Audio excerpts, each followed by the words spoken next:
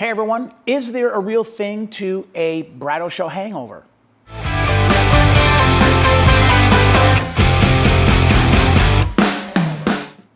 Yes, there is. I don't care what you say.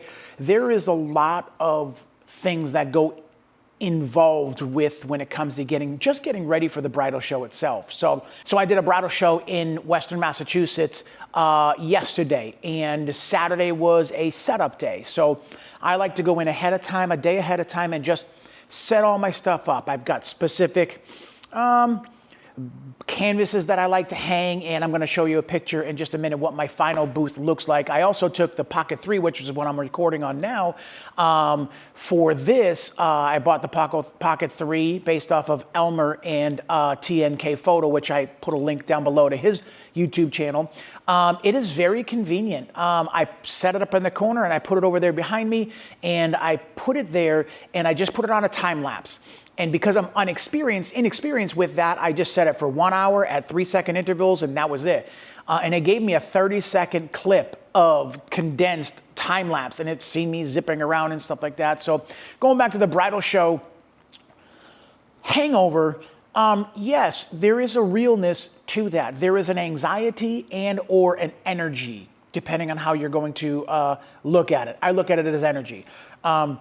I set up on Saturday, brought all my stuff there, put in a big pile, and started doing my thing, started setting it all up. And when you know people, they're coming over and saying hi and stuff like that. So I just had to be very disciplined about what I wanted to do. And I was very specific with the placement of my canvases.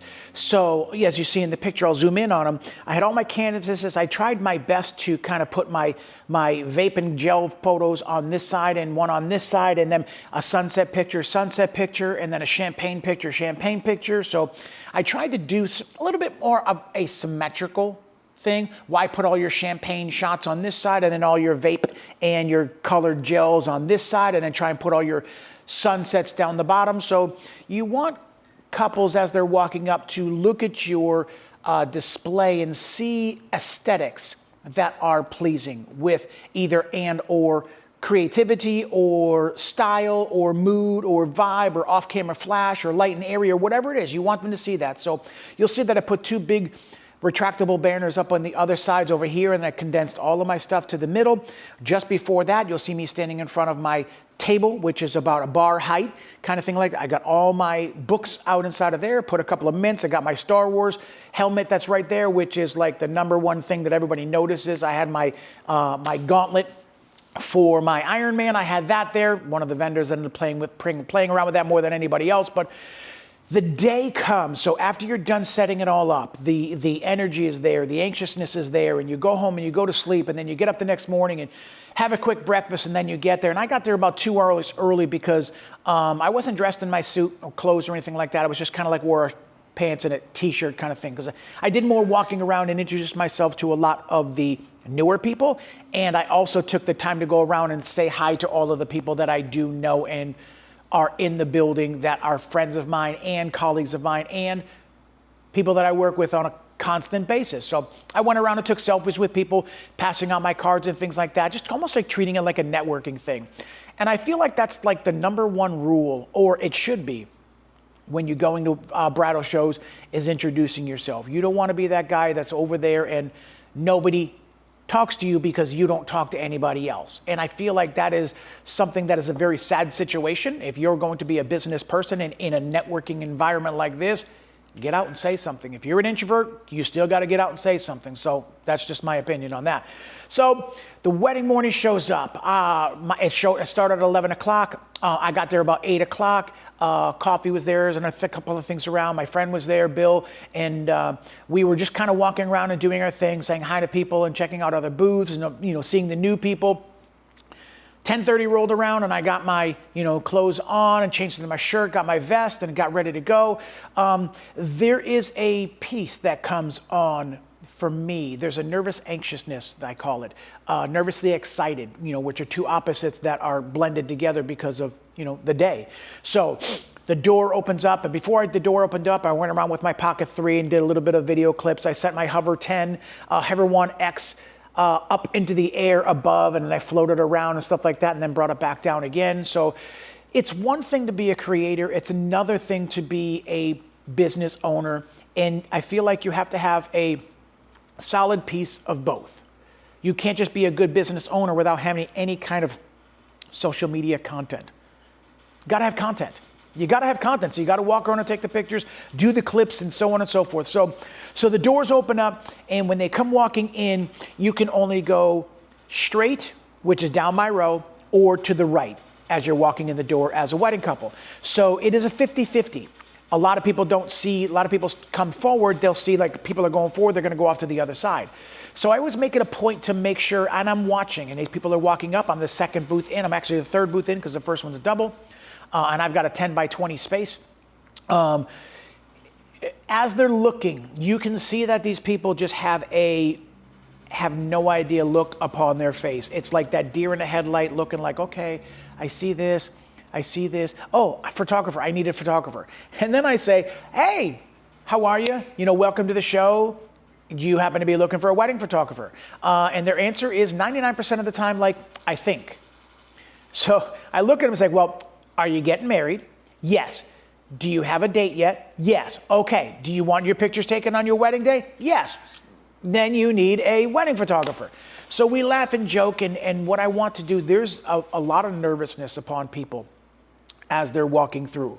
I do not treat people unless they look at me as they're walking by. If they're not looking at my booth, they're not looking at me, I'm not calling their name or calling them to look at me and ask them questions. That is what people don't like. People don't like that as they're walking by. If they're interested in you, maybe they're gonna scour the room first and go up and down all the rows and then come back and see what what they have there. So, and I'm perfectly fine with that. So if they look at me and they see my work and they look at me, I'll make a conversation with them, ask them, bring them up to the table. First thing you ask them, what's your wedding date? Your wedding date is X. Okay, oh, hey, I am available. Or if I'm not available, I do not waste their time keeping them at my booth. I say, well, you guys enjoy the rest of the show, and there's plenty of other photographers in the room. Go take a look at what everybody else has over there.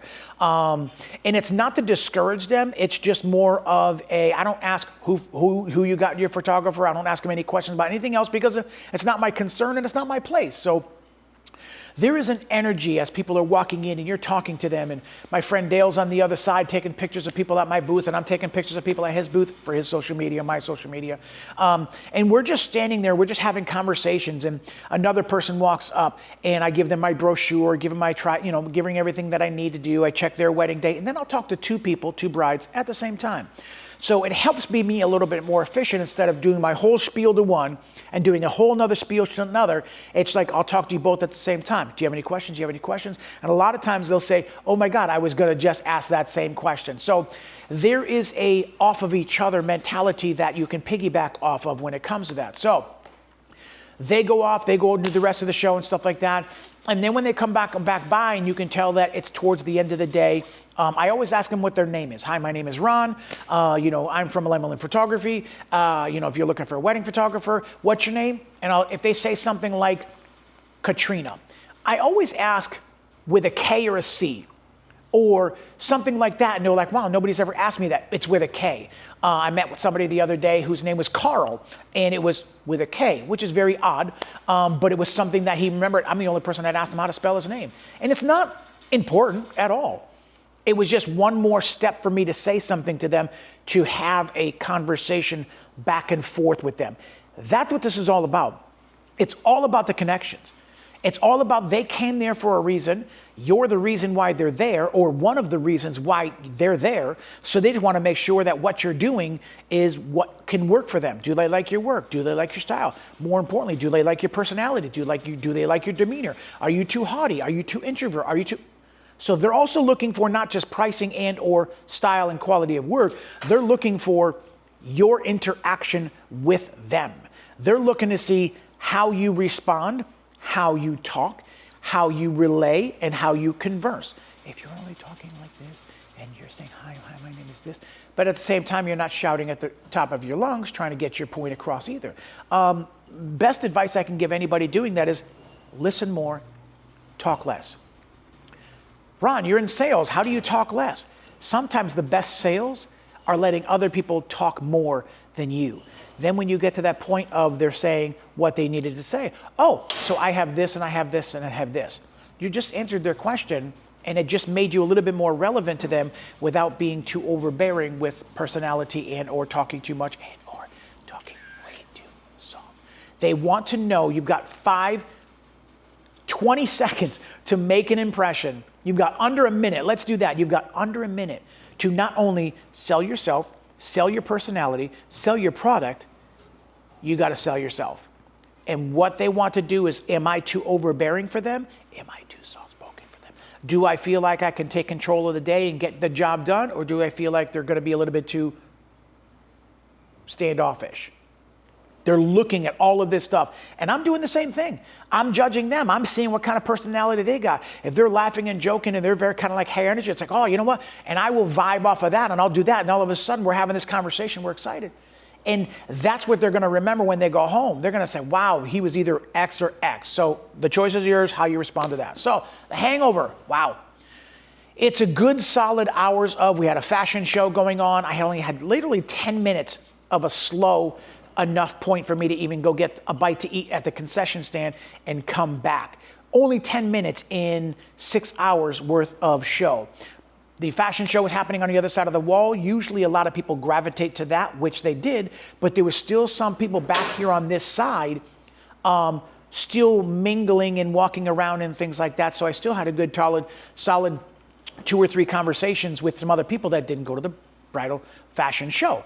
So I'm walking around, I'm doing my job, and I'm just kind of introducing myself to people, and I'm talking, they're coming by the booth and things like that. So at the end of the night, it's like we don't close our booth up until the last minute. We did our raffles and everything else like that. Person won my raffle, they come over, took a picture with them, got their name and information. We're good. The packing up. Everybody's like, hey Ron, can I help you? Man, I thank you, but you can't.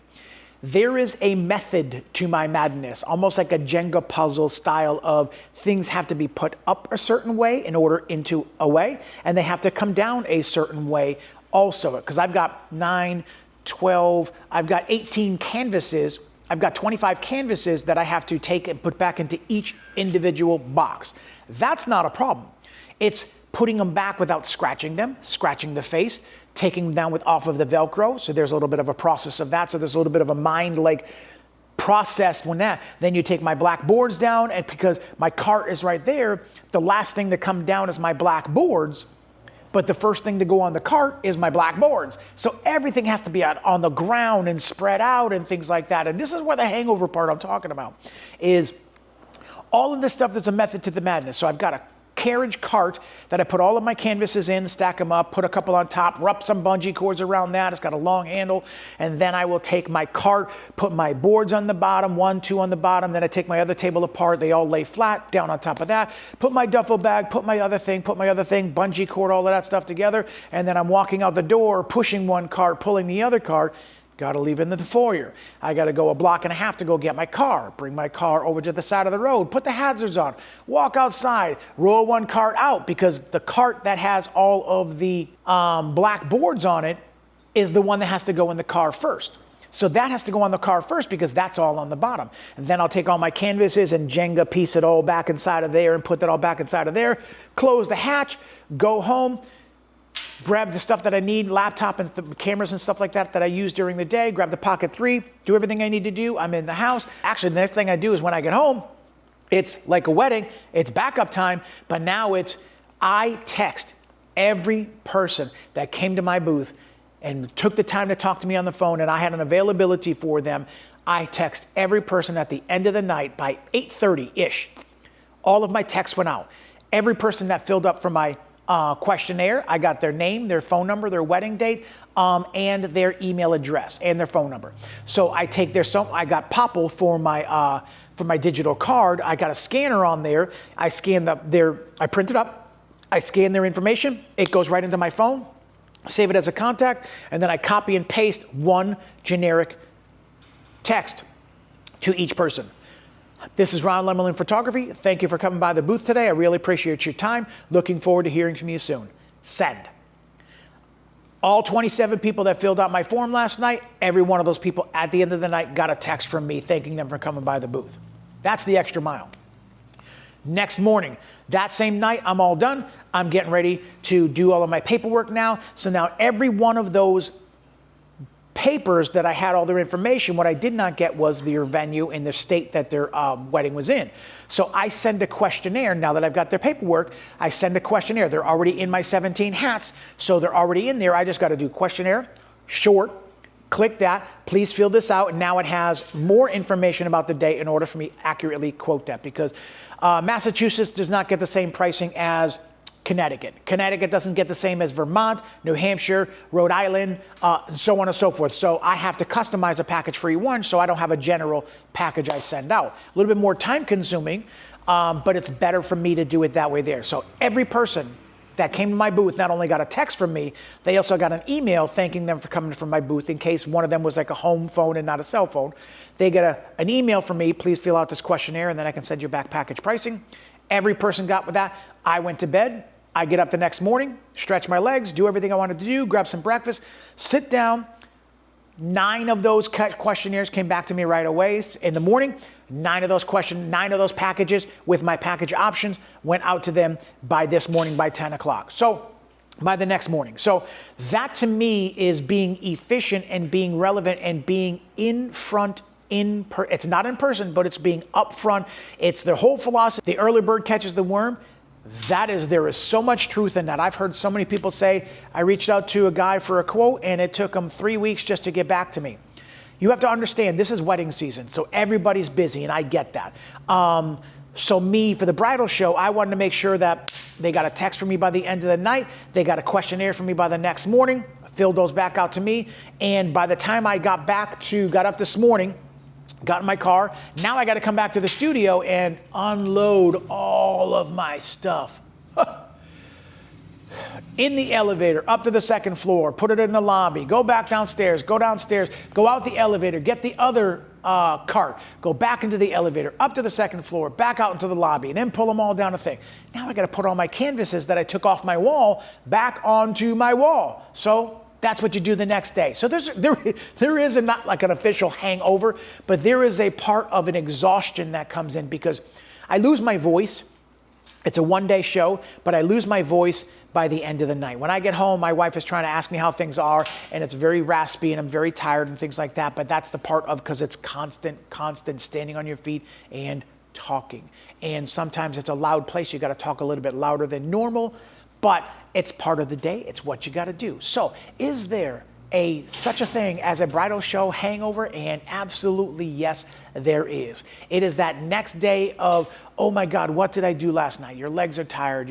And now you got to go back to the studio and or take apart your car and put everything back into its place and gets organized again. And thankfully my next show is not until January. So I got a little bit of time. I don't have to take all these canvases back off of the wall again. So that is it. That is what we call that bridal show hangover, the day after of, do I have a headache? No. But do I feel it in my physical body? Yes. But I wouldn't trade it in the world. I love to network. I love to be in the bridal shows. I love to be in there around people. You get to see all kinds of people, different ages and different everything when it comes to that. And you get to really feel for what their vibe is going to be. And you've got 1 minute to make an impression. So you've got to make that impression and hope it lasts. So now the other 10 people that are going to be replying back to them and all of the other vendors in the day are going to be repacked. They might be a little overwhelmed with all of the information, but if you made a connection with them and you stood out in their mind for whatever reason, they're going to remember your name. They've got your card, they've got your information. They're going to say, oh, that's right, he was the one with the pictures of the bullets or the gels or whatever it was. I had one person ask me if I could take pictures at night. And I was like, I'm not sure what you mean. Is your wedding at night? And it was a winter wedding, so the time doesn't change here in Massachusetts. So they were concerned that weren't going to get good pictures outside. And I was like, that's a nighttime picture. That's a nighttime picture. That's a nighttime picture. That's a nighttime picture. That's a daytime picture. I was like, yeah, we bring lights, we bring flashes, we bring modifiers, we bring anything we need to do to capture the atmosphere and the ambience of the day and then add flashes to compensate so we can see. So yes, I do pictures at night. So Thank you guys for coming back to the channel. I really appreciate it. So if you've ever done, I'm going to link in the top one of the corners over there, getting ready for a bridal show, prep work for a bridal show, and what it's like to do a bridal show. So I'm going to link that in the description down below also. So thank you guys for coming back to the channel. Appreciate your time, and remember to smile more because it sure does hurt less. Peace. So, hey, I wanted to add this as I was recording this. All of my information I was putting in there, I shut the Pocket 3 off, shut the DJI Mic off, packed everything away. I walked over to my computer and started to look through my emails and things like that. And then my first response back from the show that I just did yesterday, I already booked my first wedding from the show. As soon as I had hung up with and put my Pocket 3, did my video, put it all down, walk over to my computer, and there's my first thing. Hey, Ron, we're excited. We want to work with you. So I booked my first wedding. And that's what the hangover's all about. It's worth it. It's worth it. It's hard work to do it, networking and being in the show and viewing all of this stuff. But at the end of the day, when you just got that inquiry or they just got that response back via text that they want to work with you, you forget all about the hangover, you forget about the aches and the pains, and everything is worth it. Sometimes you just got to book one wedding just to make your booth money back. Did that. So just wanted to add that in there. So thanks again.